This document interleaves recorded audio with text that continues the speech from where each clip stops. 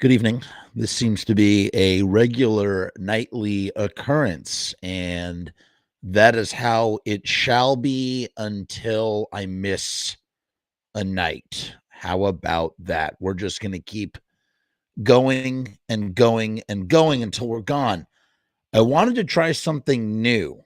This is new, okay? I don't know if this is going to work. Um, I feel a little vulnerable doing this because all the songs I plan to share with you right now are absolutely, you know, like songs that are near and dear to me. Not near and dear to me, but like songs that I love, songs that I appreciate.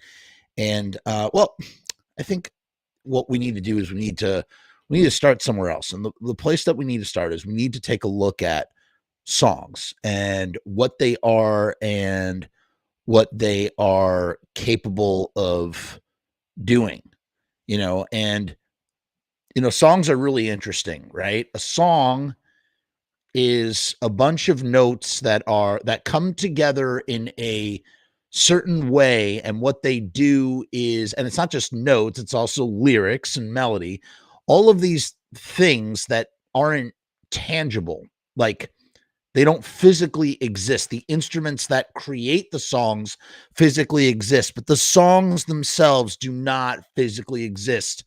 They are manifestations of the people playing the instruments. It's something that you can hear, but it's not something you can see, and it's not something you can touch. It's something that you can hear, and it's something that you can feel. And another interesting part of it is that, like, you have to imagine that, like, where do these songs like exist when they're not being played? That's what's crazy. Like they just, it's like an invocation. That's what I'm trying to get at. A song is an invocation. It's a spell. It's it's a summoning. You are summoning something when you play a song. You play a song. It's funny. They say that, there's a lot of things that can act as time machines, but smell, your sense of smell can take you back to something. You could watch a movie and that could, remind you of something.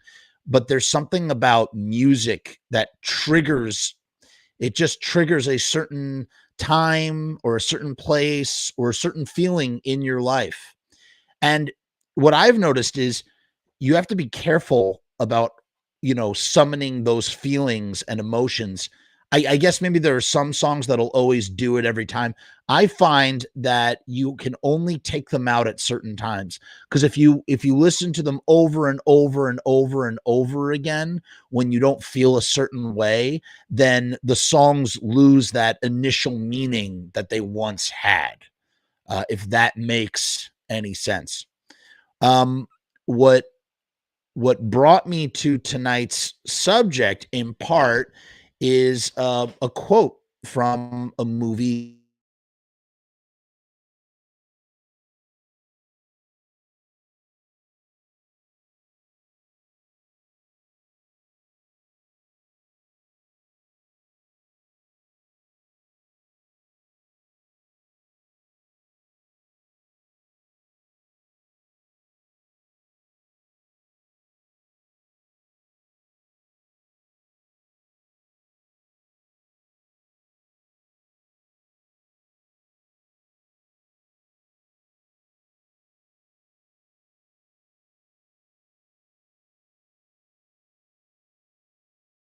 He goes through a breakup. Uh-oh.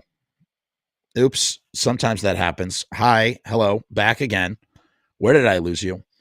What I was saying is Rob Gordon, played by John Cusack, he is the protagonist of the film, and he talks to the camera and he breaks the fourth wall. The fourth wall is, it's literally me talking to you. That's the fourth wall, talking to the audience, whatever audience is out there.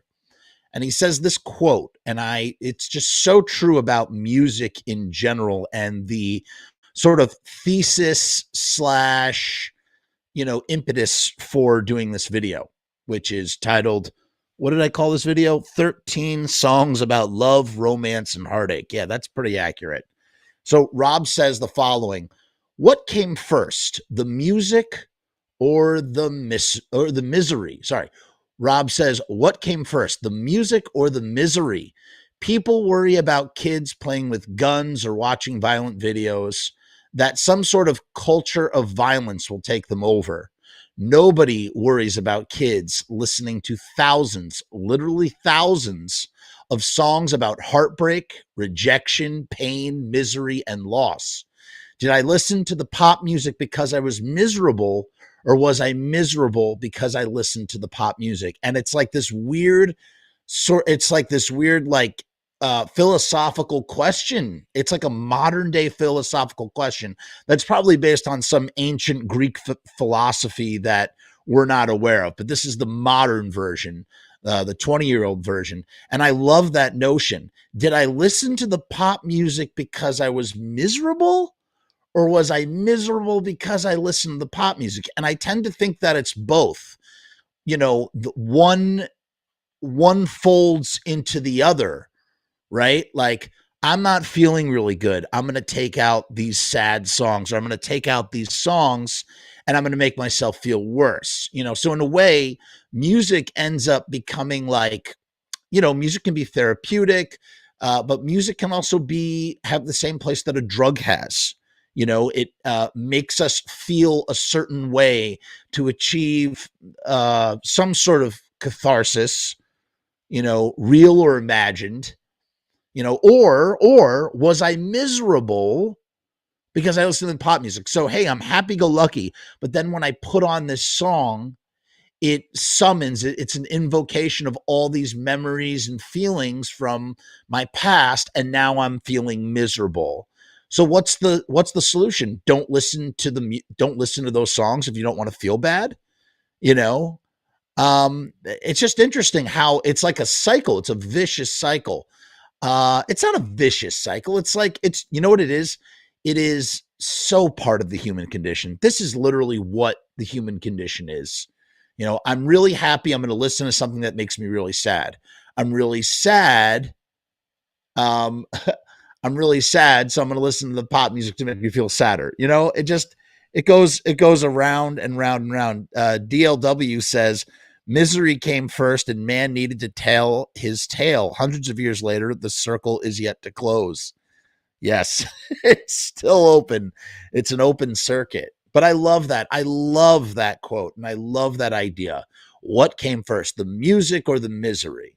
Pop music because I was miserable, or miserable because I listened to the pop music? In any case, I have decided to use that as a springboard to think up, to make a playlist that I will put in the comments when this is done.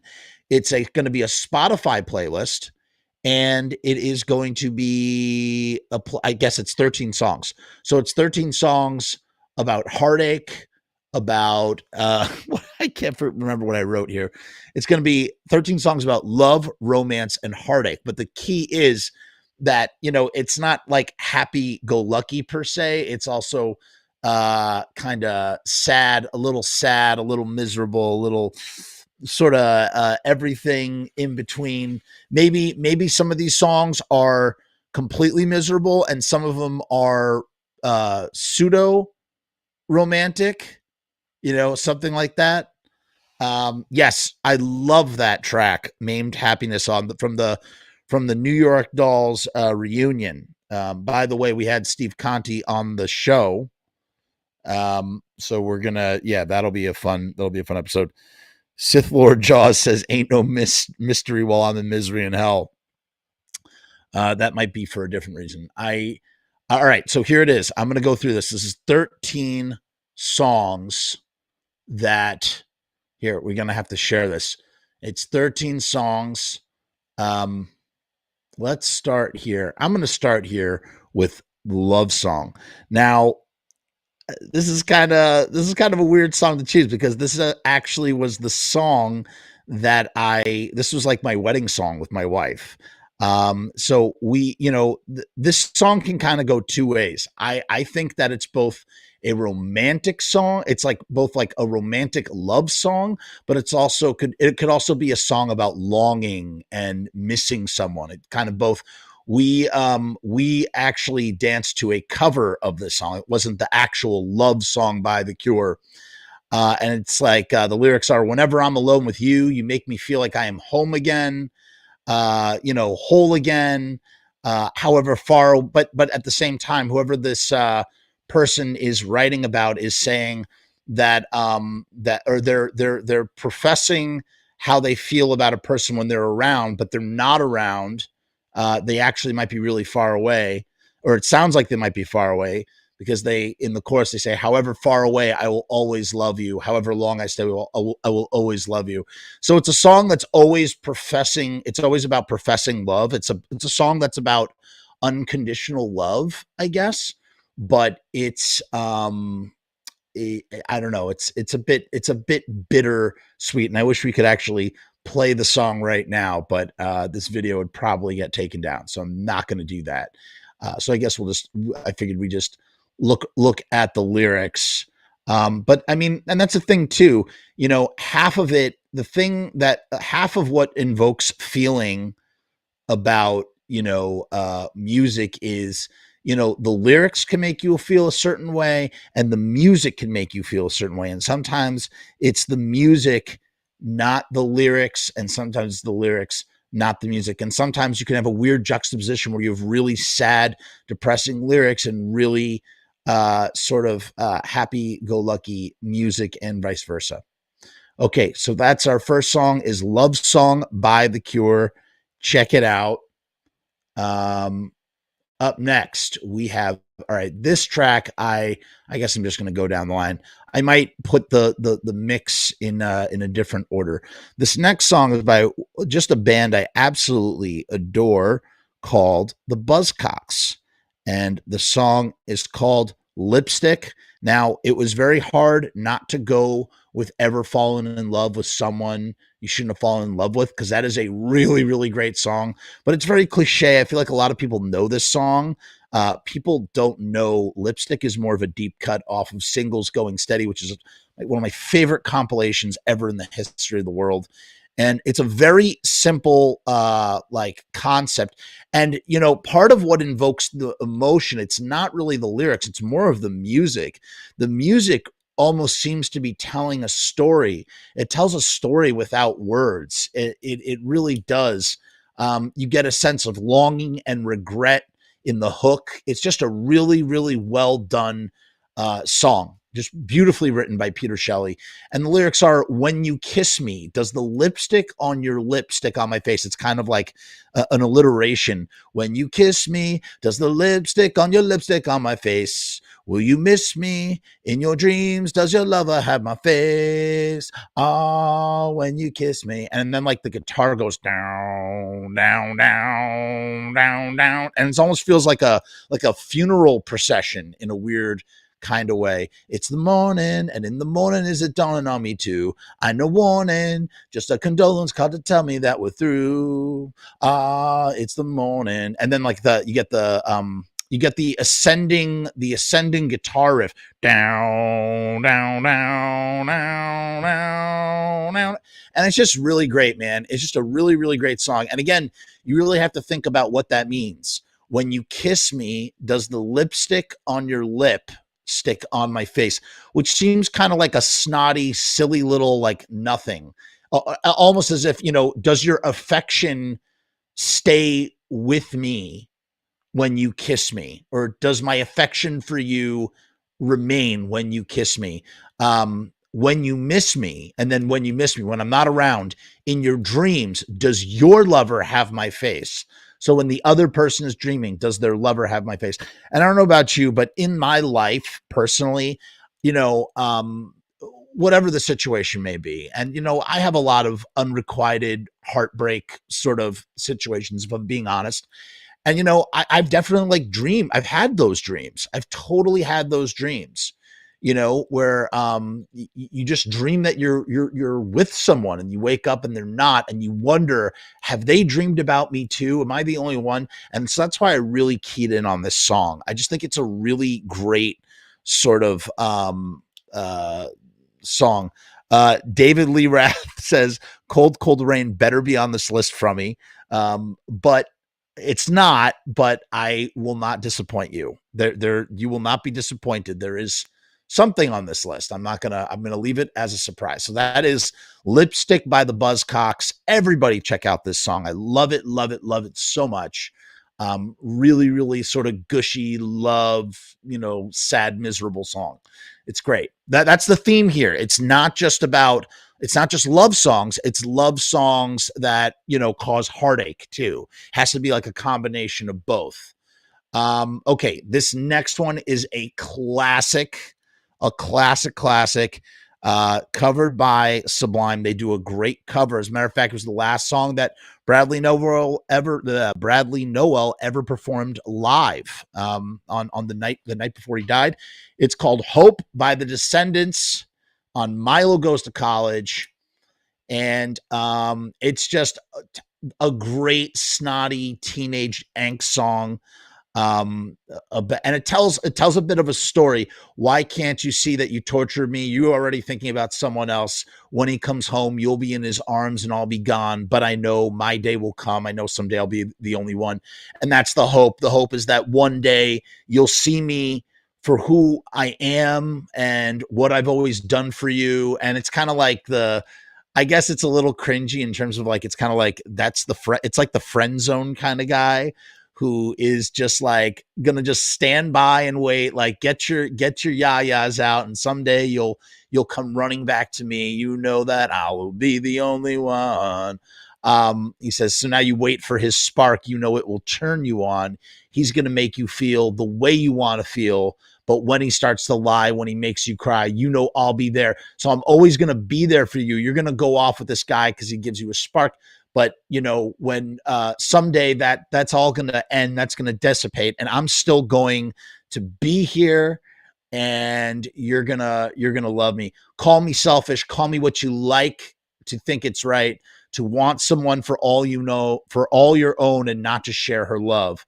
Because I'll have it my way. You won't have a say anyway because I've got you. You don't stand a chance. So, I mean, you could look at that, especially by today's standards, as like kind of cringe, a little cringy. But, back then, again, that's just like 80s. It's just like an 80s mentality,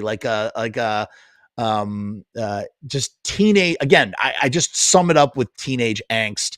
Rue Morg wants to know if Here Comes Your Man by the Pixies is on this list. And I know why you would think that, Rue. But Here Comes Your Man is actually about a boxcar hobo, and it is not on my list for that reason. However, there may be a Pixie song on this list, and I think it will definitely please. And like I said, Rue, if you're just joining us, there will be a playlist of all these songs on Spotify. I'm going to put it in the comments when I'm done here, so you can sit and listen to some of these songs if you haven't already. I just love that, but I just love the lyrics here. It's great. So now you wait for his cock, it will turn you on. He's going to make you feel the way you want to feel. As if I'm running towards this guy because he makes me feel a certain way. You don't make me feel a certain way, but what I have or what I want to have with you is deeper than whatever you're going to get from this guy, his cock, his spark, whatever. Because he's going to start to lie and he's going to make you cry. But I'll still be here. I'll be waiting for you. My day will come. I'm going to wait. And I have hope that my day will come. So now you want perfection. I see your self-destruction. And, there's like the snottiness of the author, of the point of view of who's singing the song, not Milo. I'm just saying the guy in this story, that he just seems to know, he thinks he knows what's best for this girl instead of letting this girl figure out what she needs for herself. So he's saying, now you want perfection. I see your self-destruction, as if like he has some sort of greater insight than she does. And that's what, every like angsty, snot-nosed, teenage kid, like feels that way in one point or another. But this like idea of like eternal hope, I'm not giving up. And when you've had enough, you'll take your bruised little head and you'll come running back to me. You know that I'm going to be the only one. Now there is like, the song is a little creepy, cringy and whatnot, but there's not like, maybe in terms of like the idea of like, I need to possess you. You could look at it like that part is being cringy. But there is some like sort of like romantic, a little romantic, like sort of chivalrous, at least by 80s standards, of like, I want to be with you. I'll never let you down, and you just don't know what you want yet, and what you want is me. I guess I don't know, but it's a great song. And like I said, if you were a teenager and you ever had your heart broken, you definitely have listened to this song. And you're into punk rock, you've definitely come across this song, and it's just a great song. By the way, I just want to clarify: these are not the best love songs about love and heartache and romance. These are just 13 songs about these things. That's all I'm saying. That's all I'm saying here. Okay. Let's move on to the next one. We're just going to go down the line. And for DLW, if he's still here in the comments, we do have a Danzig song. I think this is one of the saddest, most romantic songs Glenn has ever written.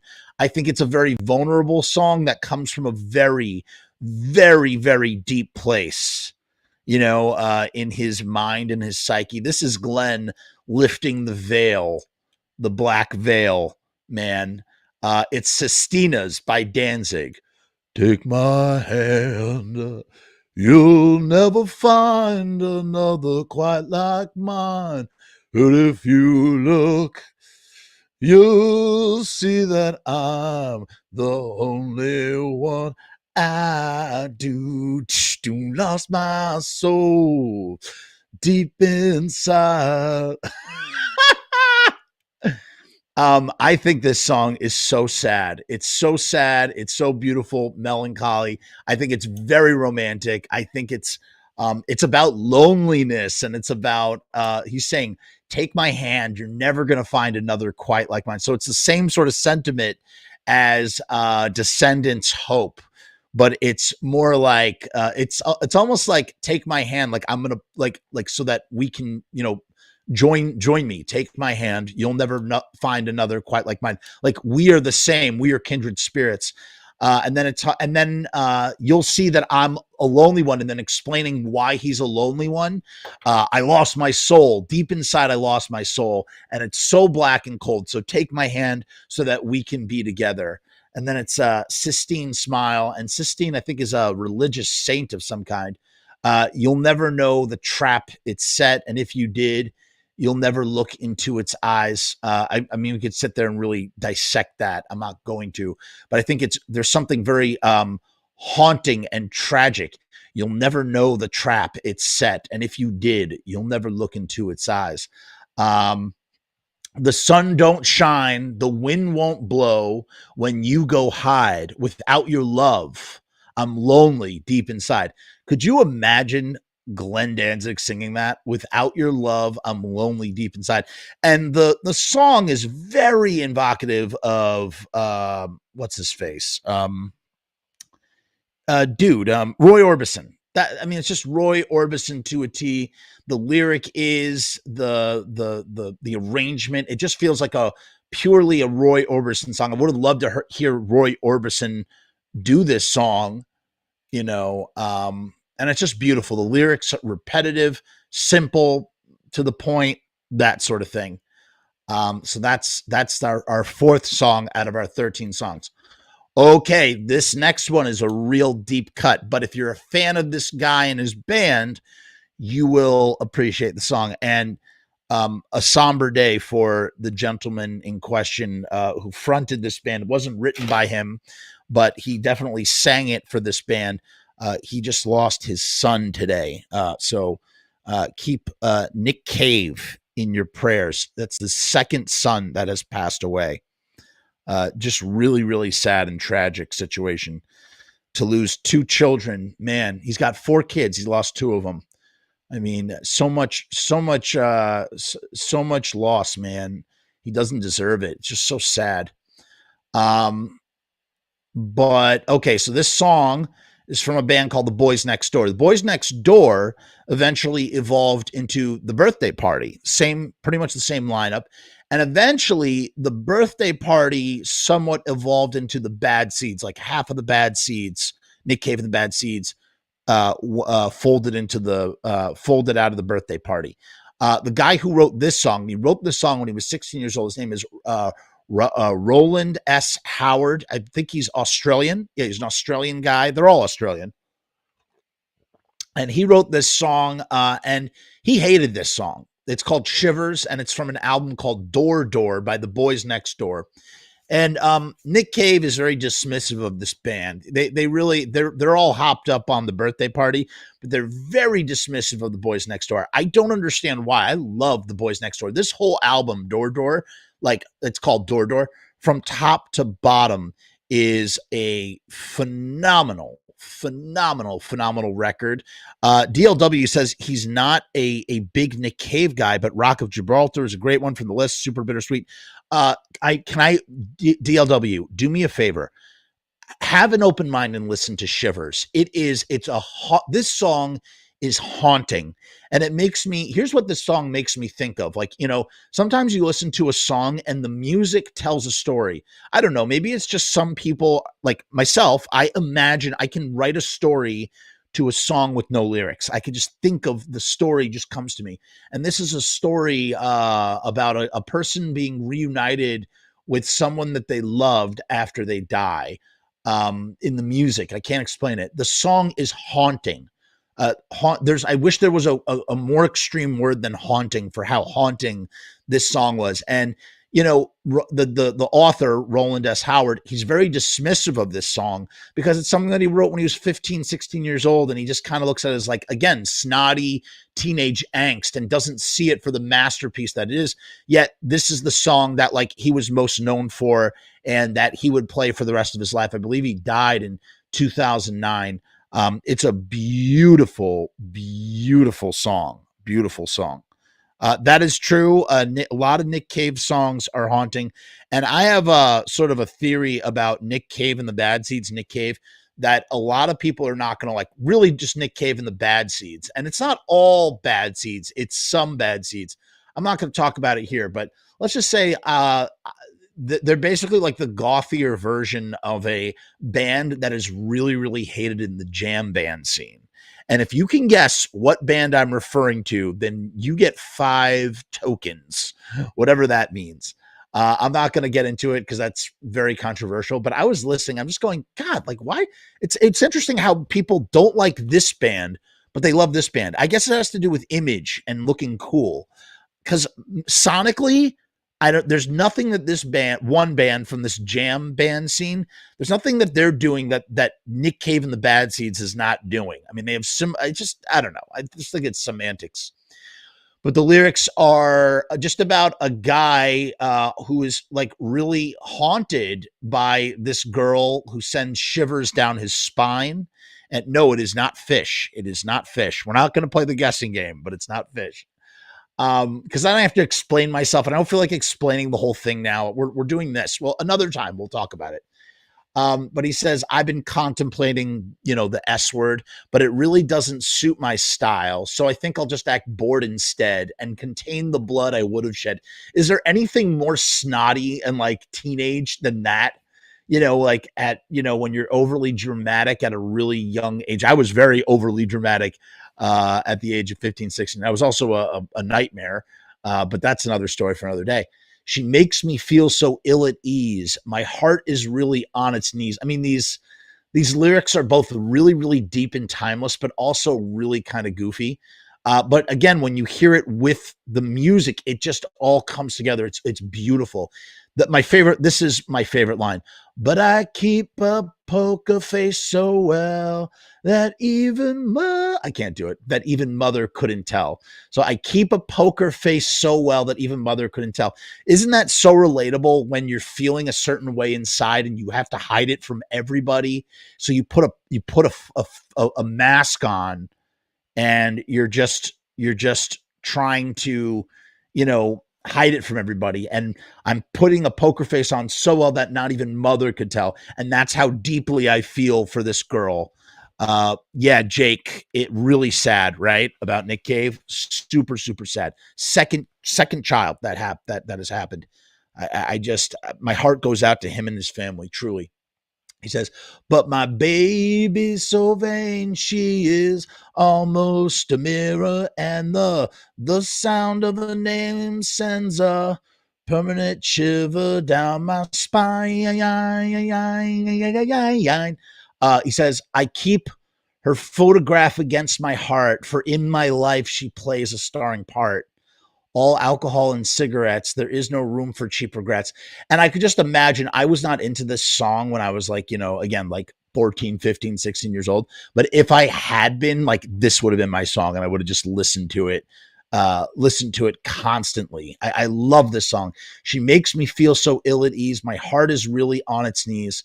And again, this line, but I keep a poker face so well, that even mother couldn't tell. I mean, what a beautiful line that is. And that's called Shivers by by the Boys Next Door, which would turn into The Birthday Party, which would turn into The Bad Seeds. Check that out. Okay. That's our next song. We're moving on.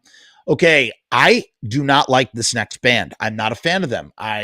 we all go through that phase in middle school where we listen to them when you're like getting into like classic rock. But in general, I always found these guys super overrated.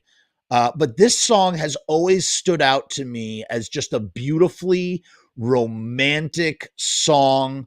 It's kind of angsty because it's about, wanting, it's about telling this girl, baby, I love you, all these tears I cry, please, please come back to me, this sort of thing. And that song is called Dire Maker by Led Zeppelin. So Led Zeppelin is kind of they're very talented, but they're also the world's ultimate cover band, right? And that's a whole other topic for another day.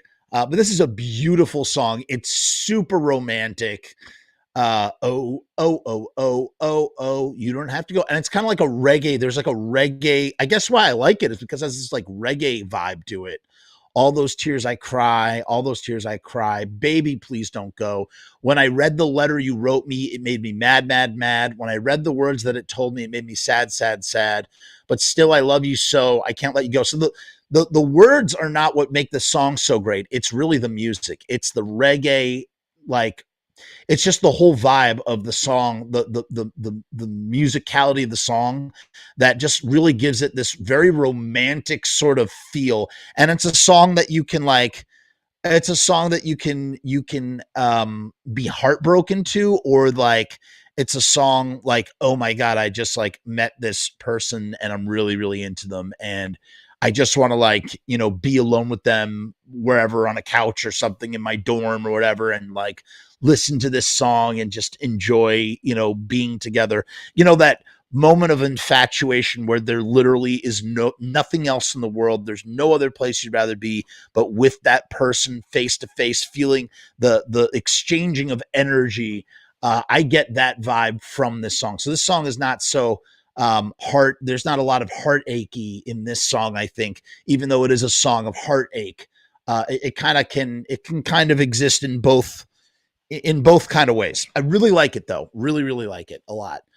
Even though I'm not a big fan of Led Zeppelin, but that's what it's all about, man. It's not about like, oh, I don't like Led Zeppelin, so therefore I can't like songs. It's very possible to not like a band and like a song, or like a song and not like a band, whatever, vice versa and verse versa.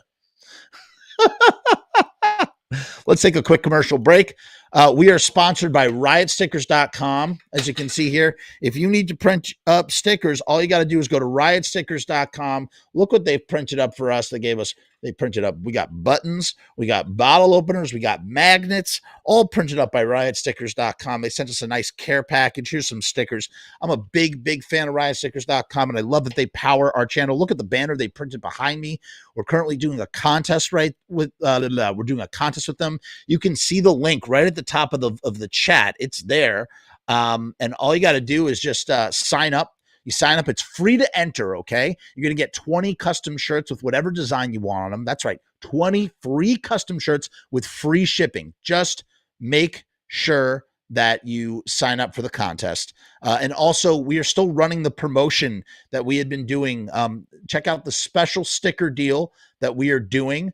Use the promo code Frumess for 50% off. That's down in the description below. We got to watch our little video. It's going to take us 60 seconds and we will be right back. We're going to take a 60-second break. Thank you. Hi, I'm a guy from riotstickers.com, the merch company known for being the bomb. Do you hate going to work, but like getting paid? Do you hate snow, but want to make sweet, sweet love to a snowman? That was unexpected. All right, what about this? Do you hate paying for stuff, but like having custom t-shirts? You are in luck. We can't help with the snowman thing. That's probably going to take a therapist, but riotstickers.com is giving you a chance to win a free order of custom shirts. And entering is easier than making sweet, sweet get her out of here. All you have to do is simply go to riotstickers.com/win and enter your name and email address. Riot Stickers will have a random drawing to pick a winner. So head to riotstickers.com/win for your chance to win free custom shirts. And be sure to check out other custom merch while you're there because it is the bomb. Riotstickers.com, Riot Stickers, we are the bomb. Riotstickers.com, Riot Stickers, we are the bomb. And we are back. So that was Led Zeppelin, Dire Maker was up on here. Boy, you guys got me all wrong. DLW thought I was going to go with Tangerine. No, that is not the case. I love the very loose solo on this one. Yeah, it is a very loose solo, but it's a great solo. One of the great Jimmy Page solos that's just not talked about enough. Dire Maker. Okay, next one. We talked very recently about King Kong and the Barbecue Show. Love these guys. Two dudes, right, with guitars, and one of the dudes sits down and he plays rhythm guitar while playing the drums with his feet. They're called King Kong and the Barbecue Show. This is from their third album called Invisible Girl, and it's track number 3. It's called I'll Be Loving You. And the thing about King Kong and the Barbecue Show are actually really popular right now on TikTok and Instagram with their song. I forget what the song is. Down, down, down, down, down, down, down, down. But they come out of like the modern garage rock scene, and they are phenomenal. They have 4 albums out, and they're working on a 5th right now. I am a big fan. Oh, my man Ben knows the album. Ben, you get 10 extra cool points for knowing this album. I am a big King Kong the Barbecue Show fan. I've seen them live twice. They're actually coming. They're going to be here in, I think, September. Definitely going to try and see them again. And I just love everything about them. I really, really do. This song is probably their best song. It's called I'll Be Loving You. And I'm not going to say, baby, I can see the blue moon in your eyes.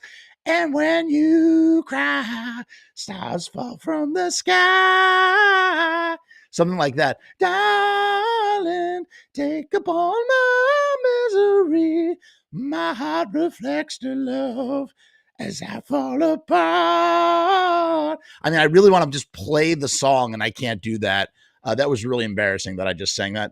I'll be loving you. I'll be loving you. But it's just a song, about missing someone and, baby, I will let you think I'm missing her. I will tell no lie what I did wrong.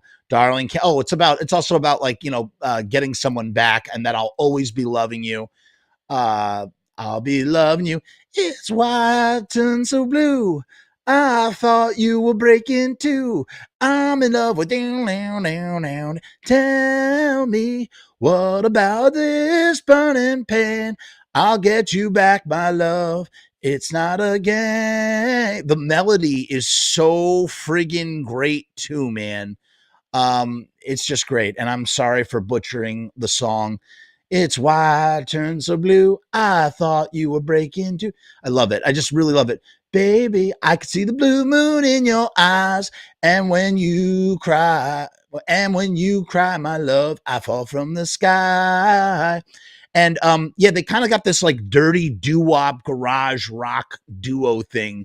Just check them out. Ben in the comments knows what's up. He's saying that they're so good, and King Kong and the Shrines are stupendous. Jake Bailey thought I was going to go with Whole Lot of Love. He always thought Whole Lot of Love was romantic. Hey, to each his own, Jake. To each his own. I just love this song. Okay, I was a little wrong about what it's about, actually. But again, this is one of those songs. It's not about the lyrics for me. It's about the melody and the chorus and just the vocal melody and the hook. And it's sung by Mark Sultan, aka The Barbecue. King Kong, he's one guy, and he has his own band called King Kong and the Shrines. While Mark, he does his solo thing as a one-man band with the foot drumming, and he does what's it called? He calls himself Barbecue. King Kong of the Barbecue Show. can't recommend this enough. Such a great love song. I would say I would put this in like the positive love category. Just a beautiful, beautiful song. 2 guitars, 1 drums. That's it. Okay. Up next.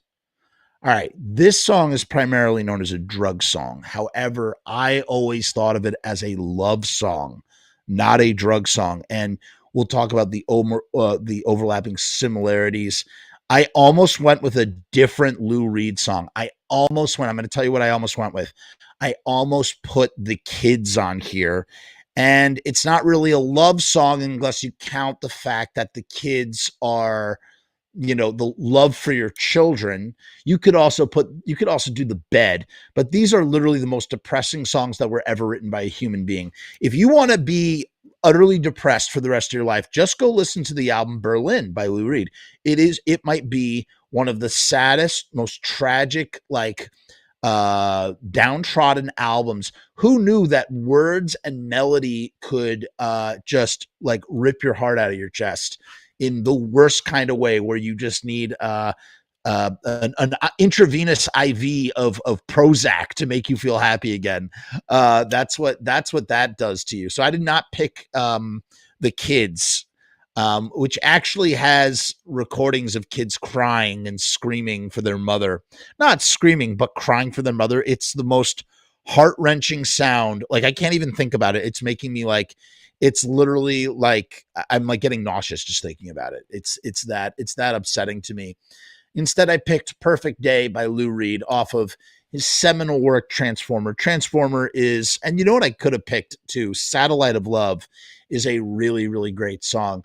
But I picked Perfect Day, which is about heroin. It's about just a perfect day, drink sangria in the park, and then later when it gets dark, we go home.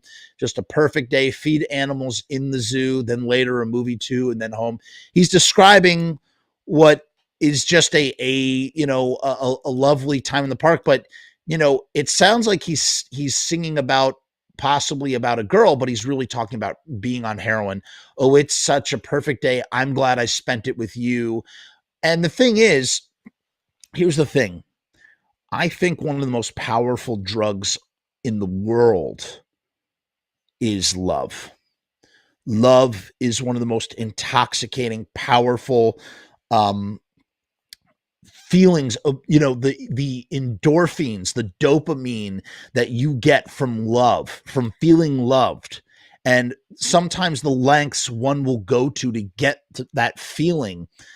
I mean, it's got to be comparable to, a drug, So in that way, I'm not saying that, I'm not comparing that to heroin, and I myself have never done heroin, so I'm not qualified to speak on it. However, I think that the metaphor of love being like heroin makes Perfect Day a perfect song for this list. Just a perfect day, problems all left alone, weekenders on our own, it's such fun. And then, of course, this line, which is what happens, when you meet someone, and whether it's an infatuation or love, just a perfect day, you make me forget myself. I thought I was someone else, someone good. I love that. That is what a gut punch that you feel like such, and that's unhealthy love. There's many different types of love. I think like healthy love means that you can compliment someone else, but that you remain whole and intact, and that you have a healthy sort of opinion of yourself. I think that's very important in a relationship. In love, you need to have a good feeling about yourself. And in this idea is that the love that you feel for someone else makes you forget yourself, forget who you are, as if you're somebody who's just such a piece of shit, that when I'm with you, I can forget that I'm a piece of shit just for a little while. And I can think that I'm actually something good because you're something good. And if you like me, then maybe I'm something good too. I mean, that is really, really, really like trippy, poisonous thinking, And then at the end, it says, you're going to reap just what you sow. And I mean, there's a lot of ways to interpret that, if you continue getting loaded in this way, it's going to destroy your life. I don't know. There's a lot of ways to take that line apart.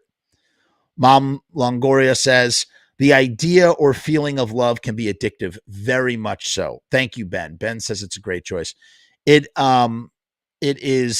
It's definitely, it's a powerful drug. Love can be a powerful drug. Love makes people do crazy things. They say that love is a madness. Oh my God. Do you know oh God, wait a minute. I have to add, we're going to have a bonus cup song because I just realized I forgot the most important song. Oh man, how could I forget that song? It is a really powerful song that kind of connects to what we're talking about right now. I'm going to leave it as a surprise. I don't want you guys to know about it. It's a beautiful song, beautiful song, trippy song, emotional song. We'll get there. That'll be our bonus song. Okay. This next one is really sad. This is a sad, romantic, this is a sad, romantic song of Heartache. It's a cover, and it's by the band called X, and it's from their third album, Under the Big Black Sun, produced by Ray Manzarek from The Doors. Came out in 82. I love this album so much. So much do I love this album and this song. It's originally by Leadbelly, and it's called Dancing with Tears in My Eyes. And it's a beautiful song. It's really, really sad. And the way that X does it, the original version by Leadbelly is it's more like a waltz, I think. It's more like dun dun dun, dancing with tears in my eyes. 'Cause the girl in my arms isn't you. Doom, doom, doom. And he does it with an acoustic guitar. Dancing with somebody new. But the way that X does it, they do it, it's a whine. They sort of whine it when they sing it. Dancing with tears in my eyes, 'cause the girl in my arms isn't you. Dancing with somebody new, when it's you that my heart's calling to. And then I'm trying to smile once in a while, but I found it wouldn't do. So it's dancing with tears in my eyes because the girl in my arms isn't you. I love these lyrics that sort of like they do like a little bit of like alliterative wordplay, like they invert things. Another example of this was an earlier track, the second track we took a look at by the Buzzcocks, Lipstick. In your dreams, does your lover have my face? Because the girl in my arms isn't you. It's just, they're kind of similar. You have to like do a little extra, like sort of thinking, brain power to sort of do that. Ooh, good call right there. You're talking about Wild Horses. Oh man, we also forgot about oh man, there's another one. How could I have forgotten this song? Damn. I am just like, I am out of it today. Let's see if I can find it. We have to cover that one too. Oh man, that is too good. Yeah, I found it. All right, cool. Cool. I found it. That works. Wild Horses by Sundays. Don't know if it's a long start or not, but it really hit me very hard. Is that a cover of Wild Horses by the Rolling Stones, or did that come first? I don't know. I do not know. Oh, you say it's a cover. Didn't know that was a Leadbelly. That was Leadbelly, great X cover. Yes, Archduke Ramon. That is correct. That is originally a Leadbelly song. Go check out the Leadbelly original. Right, the Rolling Stones song, another great song. It did not make my list, but that is absolutely fits the tone. However, there is a lyric that does use Wild Horses that we are going to cover. Really, it's better than the original. I'm going to check it out. Who did you say it was? It's by a band called The Sundays. Okay, listen. I'm writing that down because I want to hear the Sundays cover Wild Horses. Oh man. Wild Horses by the Sundays. Very cool. Thank you so much. Appreciate that. Skin Carver. That's pretty funny. That's pretty funny. Skin Carver, get out of here. Get out of here. Not to mess up your flow, but speaking of unhealthy love, what about Something I Can Never Have by 9 Inch Nails? You know, I'm not familiar with the song, but I will check it out. I'll counter you. How about this 9 Inch Nails song, Perfect Drug? Ooh, there you go. There you go. Motorcycle by Iggy Pop. Super. I'm going to check that out too. What album is Motorcycle on? Because I'm a big Iggy guy, and I don't know if what is that on, like Instinct or something? All right, in any case, let's get back to this song. So it's a very simple, they turn this waltz into it's almost like Hawaiian, like a Hawaiian luau. Like the guitar is just oh, it's on Avenue B. So so that means that Pete Damian Marshall from Sam Hain plays on Motorcycle. He says, I'm not going to read what he just said. You know what? We're not going to show that. That's not a good thing to show. I get the sentiment, Ben. I get the sentiment. But yeah, Dancing with Tears in My Eyes is just, oh, it's so sad because the idea of like you're with someone and it kind of like goes against the adage of like, love the one you're with, not the one you want or whatever. But the idea that, you know, your heart is calling to someone, but you're with someone else, and, you know, dancing with tears in my eyes because the girl in my arms isn't you, dancing with somebody new when it's you, that my heart is calling to. So it's almost the idea that in the story of this song, that you're seeing someone else, but you miss your old lover, and you're hiding. Once again, all of these songs, some of these songs are about hiding sad emotions, hiding the truth of how you feel about your love. And it's just really, really, it's just a great gut wrenching song. Beautiful song though, romantic song. That's the key. The theme here is that the songs have to be romantic. They have to be romantic. They have to be about love, and they have to be what did I say? Sad. What was the third? Oh, tragic. Heartache. Okay, this next song is probably the newest on the list for me, at least. It is just a banger of a track that got me into Prince. Okay. And I know you're thinking off the top of my head, oh, Nothing Compares to You. No, it's not. I almost made this list and I decided against it because it's so popular. And this song is not as popular. And I feel like I want to, like, I mean, it's not, of course it's popular. I just feel like people don't talk about this song. Everybody talks about Nothing Compares to You. And the song is off of his album called Dirty Mind. It's from 1980. And this song could have been a Beatles song, okay? This could have been a Beatles song. That's how great it is. It's called When You Were Mine. When you were mine, I gave you all of my money.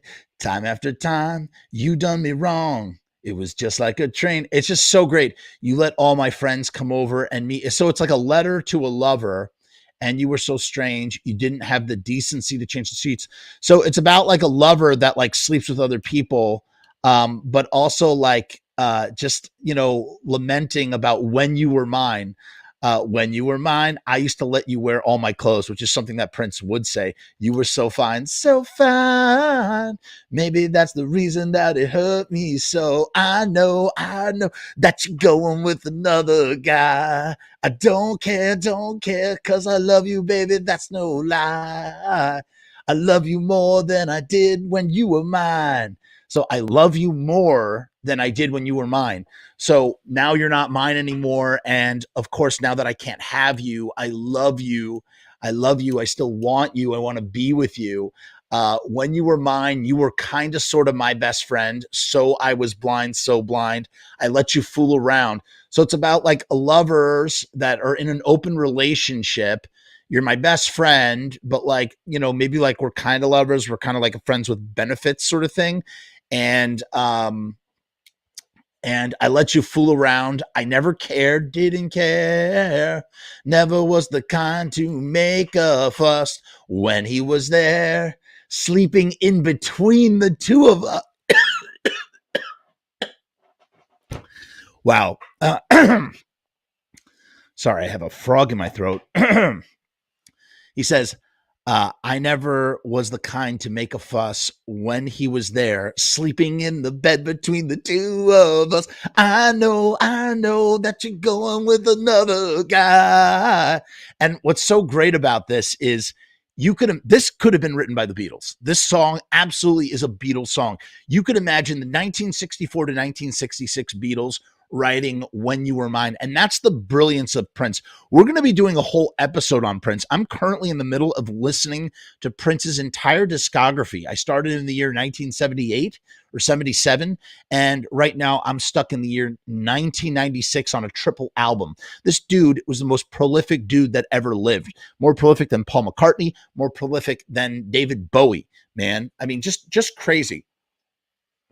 But this song, When You Were Mine, is just absolutely my favorite thing that he did. And then, you know, the end part, it kind of turns around. So he says, he kind of reveals more and more of the story. Hey, we were having threesomes with this guy. And then he goes, he says, I never was the kind to make a fuss when he was there, sleeping in between the two of us. I know that you're going with another guy. I don't care, cause I love you, baby, that's no lie. I love you more than I did when you were mine. And then it goes into the bridge. I can't do it. But then he goes, this is the best part. When you were mine, you were all I ever wanted to do. Now I spend my time following him whenever he's with you. So now the main character is like stalking. He's following around. When you were mine, you were all I ever wanted to do. Now I spend my time. And then the music goes, follow him around whenever he's with you. I know. You're going with another. I just love it. You please, everybody go and listen to this song. It's so fucking good.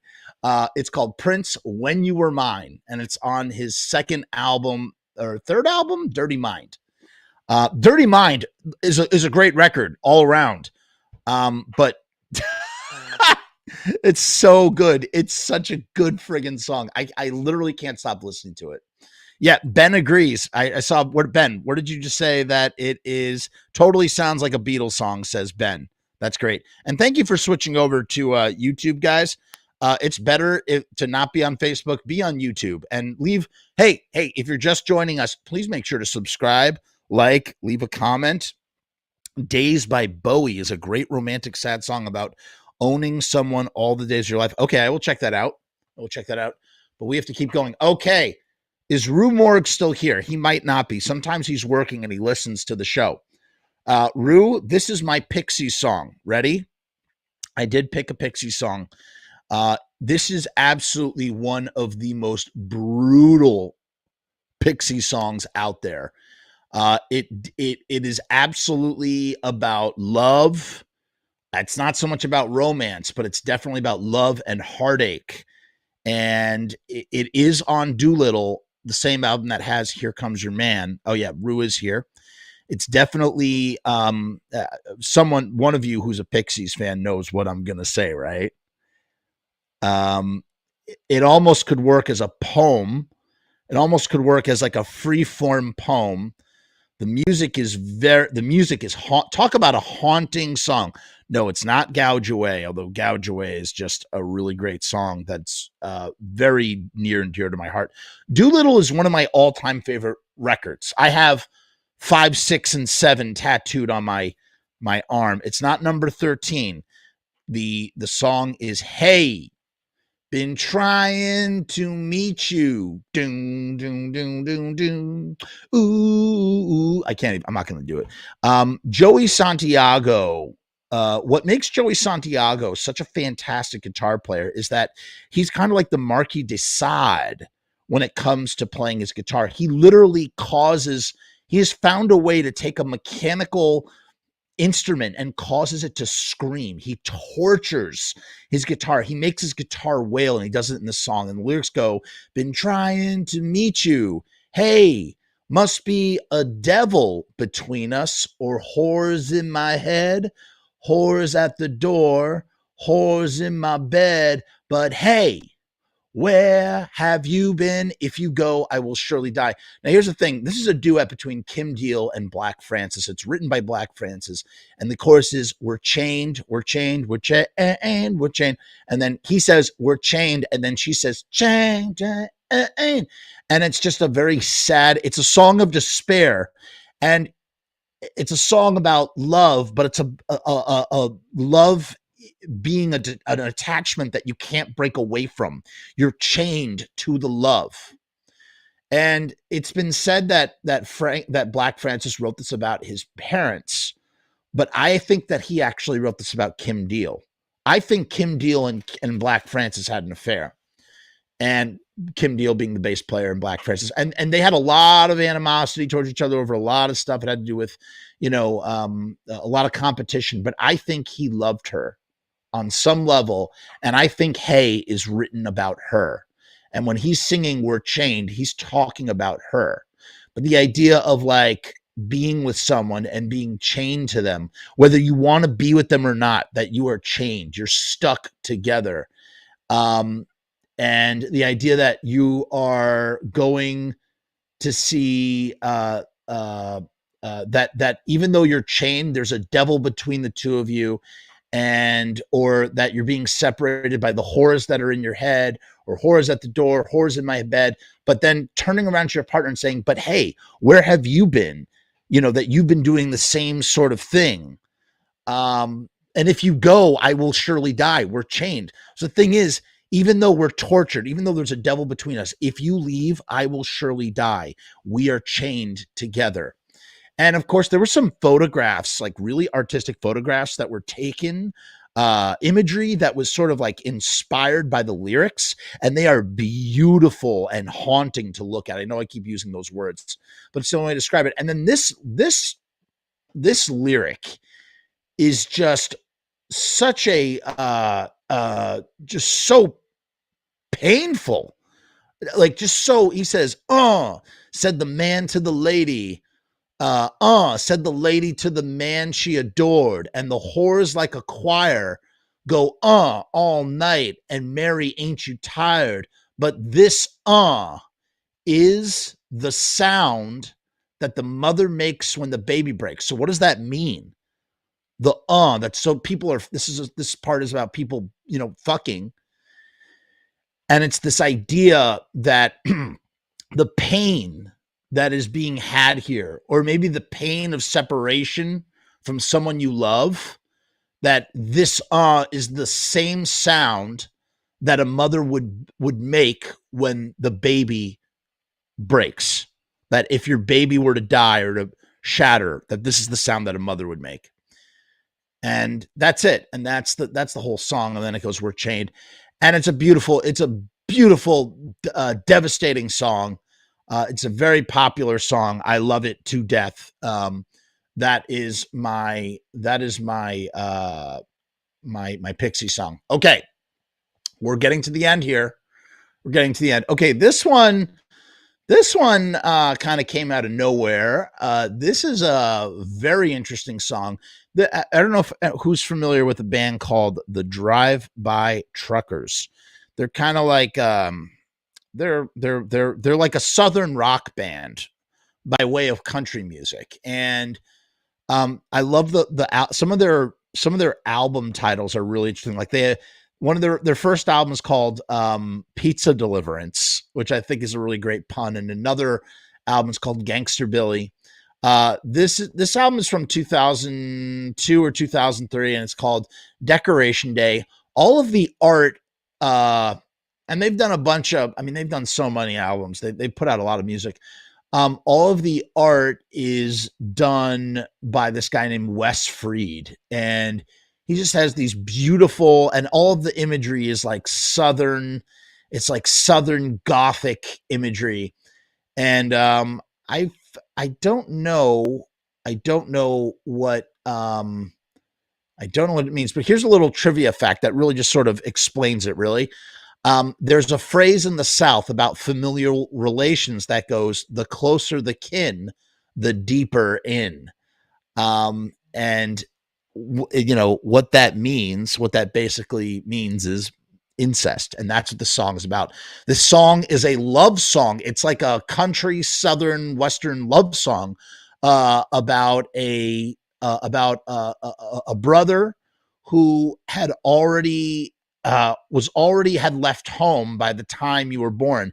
And this is the story that's being told. By the time you were born, there were 4 other siblings, with your mama waiting, your daddy in jail, and your oldest brother was away at home, and you didn't meet him till you were 19 years old enough to know better, old enough to know better. But you took, so it's about a 19-year-old girl who is physically attracted to her brother, who had moved away from home, and she was old enough to know that this is not, that this is forbidden, but she still took to his jawline and his long sandy hair, and he made you feel like none of the others, and the way that he looked at you touched you deep down in there. Patterson Hood has such a way with lyrics, man. Such a way with lyrics. I mean, what a image that kind of paints for you. That especially that last line, and the way that he looked at you touched you deep down in there. So you jumped on his bike and you rolled into sunset, but the sequel, it started with the next morning sun. So the idea of like, you feel like you're living in a movie, and you jump on the bike and you ride into the sunset and you live happily ever after. But the sequel, the next day, started with the next morning sun and the dew on the bike seat, and you all aglow for the love he put in you and a life on the run. So you're now on the run because you've banged your brother and he knocked you up. So you move to a small town, and then to another, and then to another, with another on its way. And you both swore to God that you would keep it together and the state wouldn't take your babies away. Just really sad. Now, the district attorney said he might have forgiven. You had lots of reasons to turn out this way, but you'll both go to jail for them 4 little babies you made and delivered along the way. Last night you had a dream of a Lord so forgiving, he might show compassion for a heathen he damned. You awoke in a jail cell, alone and so lonely, 7 years in Michigan. And it's just it's you know what, it's just one of those it's like a ballad story, and folk tradition of telling a story in a song, and it's called The Deeper, and it's about forbidden romance of the highest order, highest order. There are a lot of great songs on Decoration Day. I'd recommend everybody check it out, especially Sinkhole, which is the second track. This is the first track. The second track is Sinkhole, and that is a real dark rocker, just really great. About that, I actually inspired a screenplay that I wrote. I wrote a screenplay about that song called Sinkhole, except mine was called Hit Run. But it was the same sort of sentiment about a sinkhole and burying a body in it. Okay, we're coming to the end now. This is our 13th song. Okay, I have to put TSOL on here. I was going to do a song from the Trigger Complex, but I was reminded of one of the saddest songs about love and romance and heartache. And it's off of their seminal album, Beneath the Shadows, man. A lot of people hated this album when it came out because it was TSOL bravely venturing away from the sound that all the hardcore punkers in, Southern California had grown to love about them. They added Greg on keyboards. Greg's kids would end up being in Fiddler. Max and Elvis are in Fiddler, but their father Greg was the keyboardist in TSOL. He's still there to this day. and it's just very post-punk gothic, just awesome, awesome album. And of course, there's the standout track is a song called "Wash Away," and it was, as I said, it was released in 1982, and it sort of like juxtaposes two things together. The first thing is the idea of wild horses couldn't drag me away from the Rolling Stones. There's no other way that they did. Of course, they got that from that, but also the idea of tears in the rain seems to be like a Blade Runner reference, and that movie had come out in 82, the same time that this was written. And it would, it wouldn't be such a far-fetched notion that Jack Grisham, who I think wrote the lyrics to this, had gone to see maybe Blade Runner and been inspired by the notion of tears in the rain. And it comes from one of the greatest soliloquies, one of the greatest monologues in all of sci-fi films, let alone films, period, where Rutger Hauer is about to die. He's a replicant, and he's telling Harrison Ford, he says, "All my memories gone, like tears in the rain." The idea of dying, and the idea of everything that returning to something larger than yourself. Droplets going into an ocean, tears in the rain. That you will no longer be a distinctive personality, but that your liquid will just be amongst all the other liquid, and the lyrics are just like emo and gothy and sad, and I love them. Sad memories the gathering rain brings. I loved her, but I'll never see her face again. Clouds rise their heads in the morning, the way I once walked on by her, but now she's gone, and I'll never raise my face again. Raise my face again. And then white horses, instead of wild horses, it's white horses dragged my lover from me. The clouds rushed in and drowned my sorrow with the rain. My friends, who can't relate to this part? My friends try to lift me. They understand how I'm feeling, but the truth holds me down. She came and went with the rain. And then once again, white horses dragged. I think it's wild horses. I don't think it's white horses. Wild horses dragged my lover from me.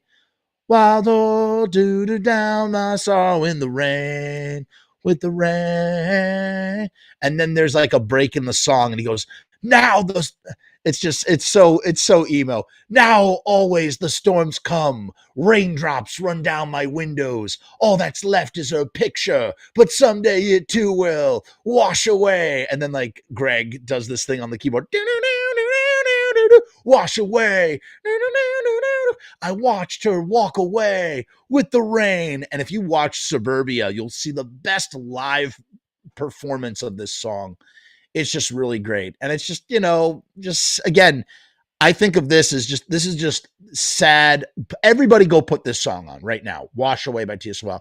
It's just a sad teenage angst song. That's what it is. Sad memories gathering rain brings. I love her, but I'll never see her face again. Clouds rise on their heads in the morning. The way I once walked by, but now she's gone, and I'll never raise my face again. Raise my face again. And the way that the piano goes,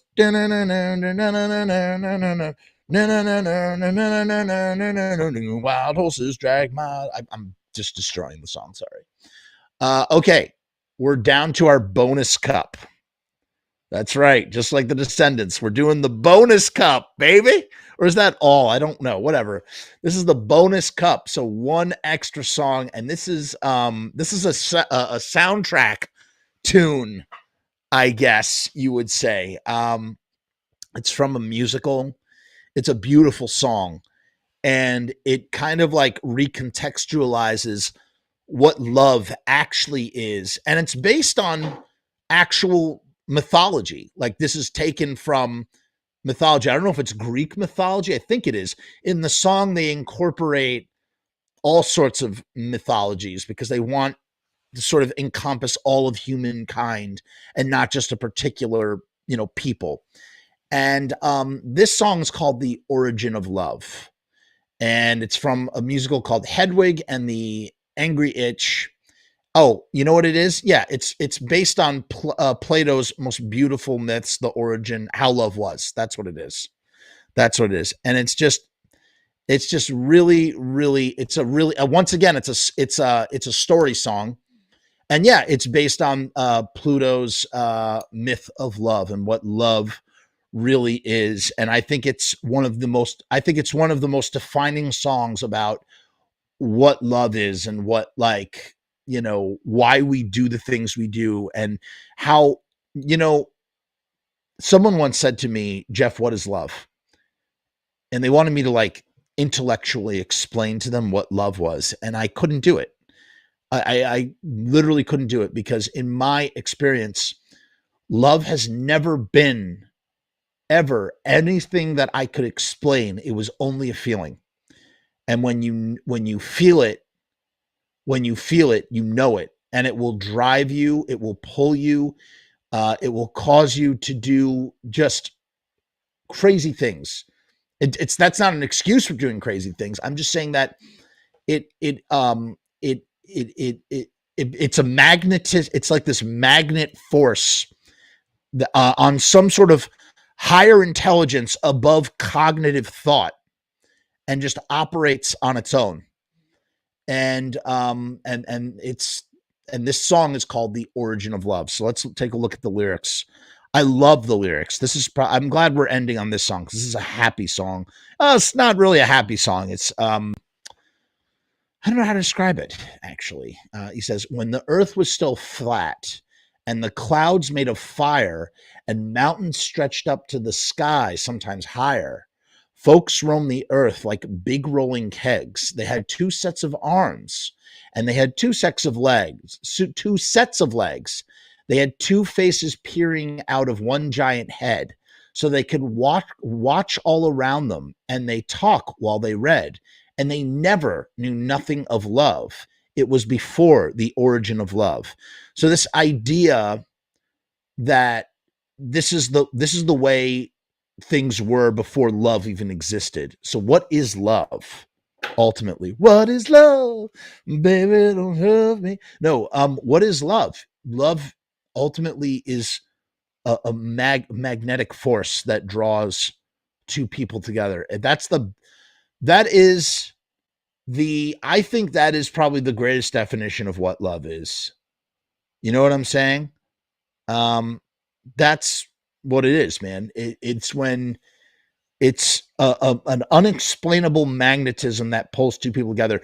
You don't have to have anything in common with that person. You don't have to even speak the same language, but yet something otherworldly connects you to them, and causes you to feel a certain way. And the idea of this myth and this story is that that did not exist, because people were whole. They had two sets of arms and two sets of legs. What that doesn't make any sense. Nobody has four arms and four legs, but in the story they do. Let's read on. And there were three sexes then, one that looked like two men glued up back to back, called the children of the sun.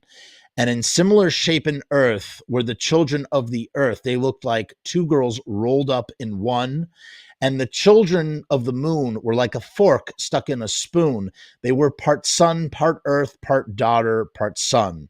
The origin of love. So it's talking about like the different sexes, and that, everybody is included here. If you know what Hedwig and the Angry Itch is about, you will inch is about, you would understand. I'm not going to get into all that. And then it talks about, now the gods grew quite scared of our strength and defiance, and Thor said, I'm going to kill them all with my hammer like I killed the giants. But Zeus said, no, you better let me use my lightning like scissors, like I cut the legs off of whales. And legs, and now they're in the ocean, and dinosaurs into lizards. Then he grabbed up some bolts and he let out a laugh. He said, I'll split them right down the middle, gonna cut them right down in half. And the storm clouds gathered above into great balls of fire. And then fire shot down from the sky in bolts, like shining blades of a knife. And it ripped right through the flesh of the children of the sun and the moon and the earth and some Indian god. So it's like encompassing everything. It's not just you have Zeus, you have Thor, you have Indian god. It's like using a bunch of people. Some Indian god sewed the wound up into a hole, pulled it around our bellies to remind us of the price we pay, so that our belly buttons are essentially the scars of being ripped apart by the gods. Because what are all myths about? Myths are about explaining the unexplainable, right? And that's what this is doing. It's why do we have belly buttons? We have belly buttons because we are halves. We are born as have people, and we used to be whole and happy and complete. And the gods were scared of us being happy and whole and complete, so they ripped us in half. And now when we look down at our belly buttons, we see that we've been ripped, that we're not whole, right? So he pulled it around to our bellies to remind us of the price we pay. And then Osiris, that's an Egyptian god, right? Osiris and the gods of the Nile gathered up a big storm to blow a hurricane, to scatter us away in a flood of wind and rain, and a sea of tidal waves to wash us all away. And if we don't behave, they'll cut us down again, meaning that we'll go from being halves to being quarters, and we'll be hopping around on one foot and looking through an eye. So it's kind of like it's a song that's playful, but it's also really like kind of, there is heartache. It's sad. It's a sad song. And then this part is so, like, to me, I think it's really deep, and it's about finding your soulmate. It's about finding someone who has that who magnetizes to you in that kind of way. It says, the last time I saw you, we had just split in two. You was looking at me and I was looking at you. You had a way so familiar, but I could not recognize, because you had blood in your face and I had blood in my eyes because they had just been ripped apart in half. I'm remembering that we used to be together. And he says, but I could swear by your expression that the pain down in your soul was the same as the one down in mine. So these two halves that have been ripped apart share the same pain. So love is not a positive emotion. Love is a pain of being separated, and the magnetism trying to pull yourself together so that you can feel whole as one. That's what love is. Love is magnetism bringing two halves together. And I think it's just a really powerful emotion. It's a powerful way of writing a song, taking from something so ancient and just, I think it's really, really, really profound.